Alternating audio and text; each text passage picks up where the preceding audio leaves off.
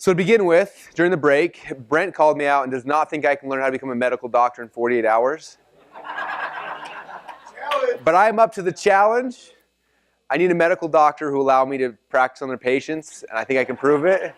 So if anybody has a guy. No, but seriously, think about it.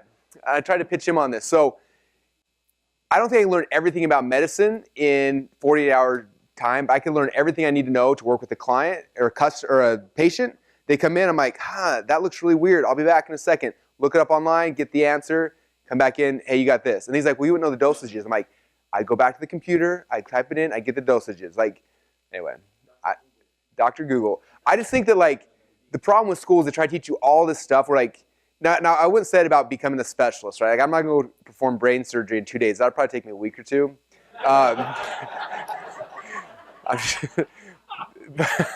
I'm messing on that one. No, that's a different story. But anyway, I'm really not like that cocky of a person, I swear. But I think literally any of you guys, though, you could learn.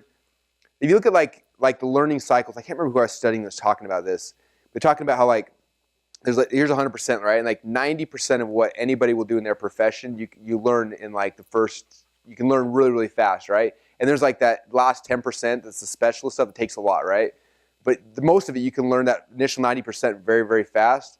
And if you want to become an expert in anything, you can do it very, very quick. Anyway, all right. So now we get to the fun stuff. Now we get to the tactical, the scripts and stuff. So like I said, we're going to start down here at the bottom of the value ladder.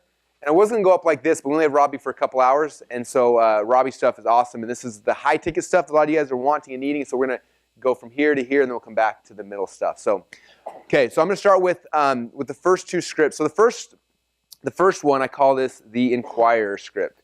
And do you guys look at my image? I was really proud of this one. You've got the 300-pound baby. So I call this the Inquirer interrupts because this is like the shortest script in the world. This is like 3 or 4 words, right? But it's the initial script you need to get somebody to take action.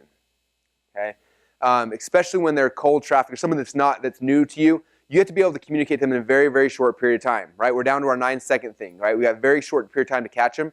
And so back in the day, we used to write these headlines that were super big. And I think you can write bigger headlines when people are on more of the product aware cycle, right? We're talking about the different levels. But initially, when we're trying to grab someone's attention, we have to be short, fast, and punchy. Okay, so if you look at probably the best example of that in the world, it's National Enquirer. Okay, I'm probably the only one in this room that does this today, but hopefully by tomorrow, all of you guys will do this. Whenever I'm trying to write headlines, I go to Google Images, I type in National Enquirer, and all these National Enquirers pop up. And I look at headlines. Okay, when we first launched our supplement, Neurocell, I had an 18-word headline. And I remember showing it to one of my buddies named Aaron Lilly. And Aaron's got a product. And many of you guys, when you fly on an airplane, you guys look at SkyMall magazine. You know in SkyMall magazine, there's that product that's in every single one that has this cream, and you put it on your mole, and your mole falls off? You guys seen that before? Okay, that's Aaron's product. He does insane numbers with that, and he's killing it. So he's one of my friends that's just making the most money I know in the supplement space. And I showed him my headline. I showed him my whole site, and he's like, the biggest problem, he's like, your headline's like 18 words. He's like, in this market, you've got like this much time to capture their attention. He's like, you got to think National Enquirer. He's like, this needs to be 3 or 4 words max. I'm like, crap, how am I going to do that? And this is what I did. I started coming over here and start looking at these. So I don't know how well you can see these. They're in your book too. But like, when you look at the headlines, like, these are awesome. Hillary Clinton adopts alien baby. Sarah Palin's dark secrets. John and Kate's $10 million divorce. Angelina walks in on Brad and Jen.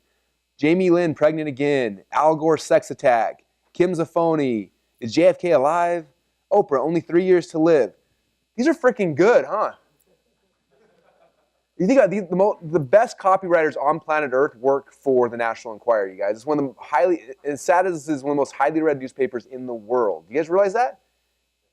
I don't think there's any truth at all involved, but these headlines are amazing. And they're used when you're in the shopping, the stand with your groceries, you're walking through, they would like grab your attention, be like, whoa, what? You got to put it in, right?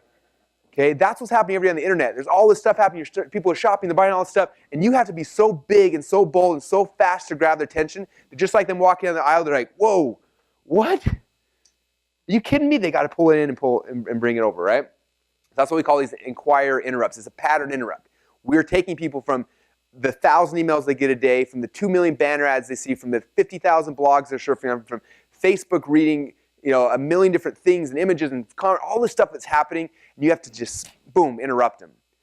Okay, Shiloh was asking me yesterday, 2 days ago, say, how come all the ads are ugly and they have red and yellow on them? Like, because you've got to grab these people and pull them away. She's like, well, I want nice ads that are browns and yellows. Now, you can do that, okay? But that kind of stuff happens over here. That's when we shift from direct response, shock and awe, we got to grab these people in. After they're in the front door, they're on your list, now we switch to like a branding messaging, right? When you're branding, you can do the nice stuff, you can do longer headline, all these other things you can do. But initially, point of sale, we are grabbing somebody. We got to basically, they're walking by, we got to grab them by the shirt, yank them over here and say, boom, come buy my crap. And then we start the process, right? And after they like you trust you, attractive character stuff, now we can switch to nice ads, to brands, all these other things. But initially, you got to think National Enquirer. That's how we suck people in initially, okay? Now, you want to see how this relates to internet marketing?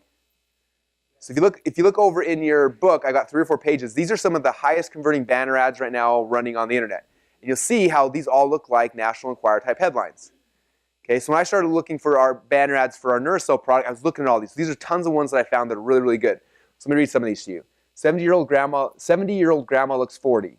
Dr. Oz, better than a facelift. Learn how to naturally boost your free testosterone levels. Eat this, never diet again. FEMA ban, this is the #1 item to hoard. Do mole and skin tag removal creams work? Really work, yes.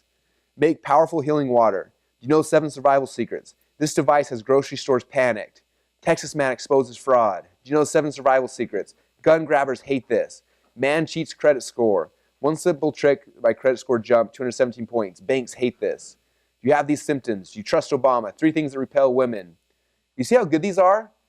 Like, you're on a news site reading this thing, you see this banner ad, you're going to click on it, right? And that's what's funny. All the people that are running the nice professional ones, look at the companies that are running them. The companies like Allstate, like things like that, who have insane advertising budgets and they don't care if it works. They're just trying to be everywhere. Literally, one of my old employees got a job for this company down in Utah, and he's an ad buyer for them. And this is his job. Every single day or every single month, a client will give him $10,000, and the only thing they ask in return is they want to know back, how many impressions did you get me for that much money? That's it. They don't ask how many clicks, how many sales. They don't even care. All they care about is impressions. So that's what we're competing against. People are just buying crap. They don't care. They're getting paid just to get